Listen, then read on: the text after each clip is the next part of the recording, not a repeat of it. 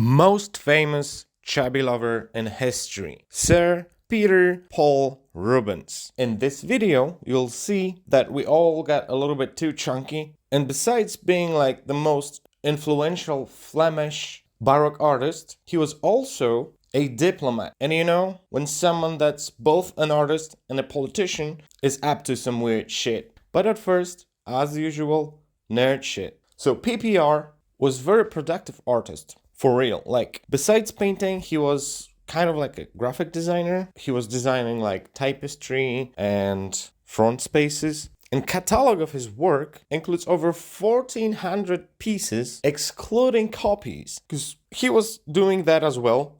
Why, you ask? Well, they didn't have internet back then, I don't know. He also designed his own house, and he was knighted both by Philip IV of Spain and Charles I of England. And it's really amazing what you can do with talent, lots of work, and oh yeah, rich parents. Did I mention his father was a lawyer and his mother was from like some inbreed nobility family or some shit? At one point, I think even his mother like pulled the strings and get his father out of jail or some shit like that. So his family had connections, he had connections, same old, same old. He was also highly educated, precisely in humanist... What the fuck was that?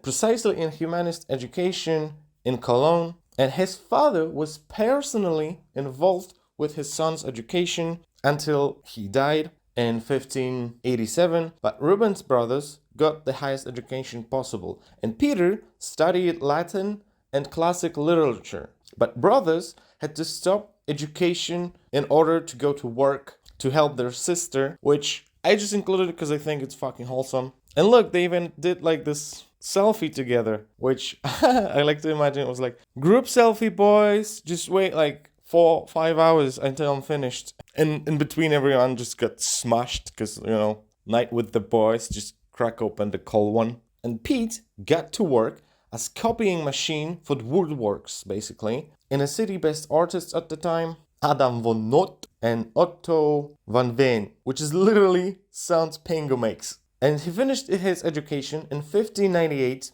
and he entered a guild of painters known as Guild of Saint Luke as an independent master. And the dude was literally like, sup bitches, I'm a fucking master now. Then 2 years later, 1600s, he was like, you know what? I've got bored with being famous here. And then he decided to go to Italy. And then he spent like 8 years there. Although in the meantime, he was like going to Spain on diplomatic voyages and stuff like that. But while in Italy, he was absolutely bamboozled by Ninja Turtles, Michelangelo, Raphael Santi, Leonardo da Vinci, but also painters like Caravaggio, Titan, Tintorello, or Veronese. And while being inspired by such masters, he committed this beauty.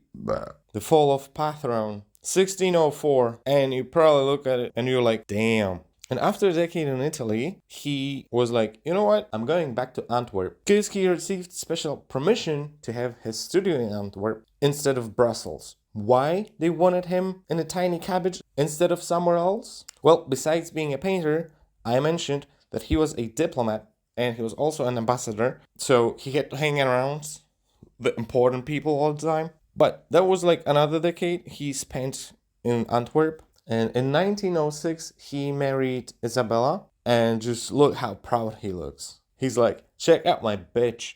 And she's like, see, mom, I pulled off famous motherfucker. And year later, they moved into new house/studio he designed. Check out his garden he also designed. And by the way, the fuck is Antwerp? As like a word. Like, you know what I mean? It sounds like wet cloth on a wooden floor somehow. Anyway, he was there till 1621. And here, I want to stop you for a bit to show you that referring to someone as Rubenesque these days don't make any sense. Because he liked them chubby. Now them bitches are just obese. For example, The Return from War. Mars disarmed by Venus. Damn, sounds like a movie title. But we have perfect example of chubby here. See, that's chubby.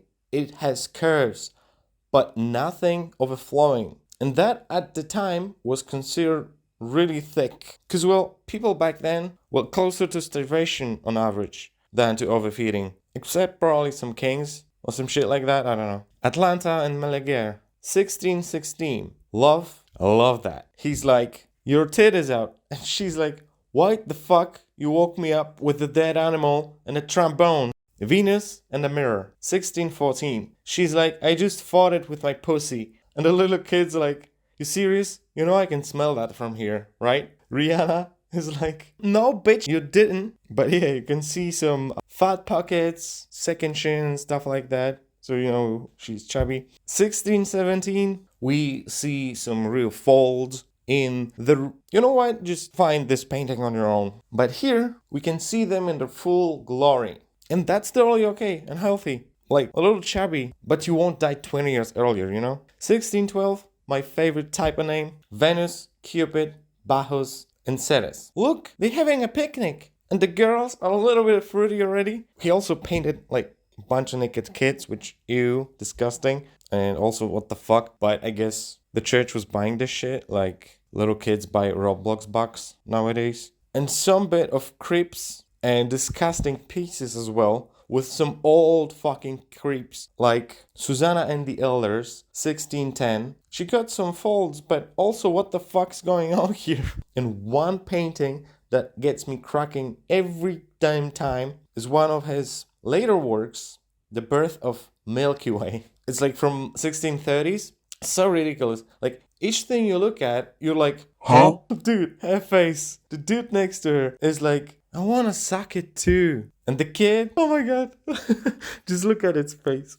And I found this part while reading on him. His nude emphasize the concepts of fertility, desire, physical beauty, temptation. Oh, shut up. He just like them chubby, aight? No shame in that, brother. It's just funny that people will make up a bunch of pretentious crap just to say the dude has a kink. And damn, I'm so glad these times are over. And I can be a hoe nowadays and not pretend shit. And let me give you a little piece of advice, gentlemen. You see, lady is always more important because they have damn Rubik's cubes down there. And we have this. Everyone knows how to play with this after like 5 minutes. But this, not everyone knows how to put it together. And over the vice. I don't have to pretend to be a hoe and shit. Although I'm not like really chubby connoisseur myself. Because speaking of the Rubik's Cube, it's harder to find the ring-ding-a-ling, which thankfully on YouTube is really easy to find right next to subscribe button. Wink, wink. And that's overall just like half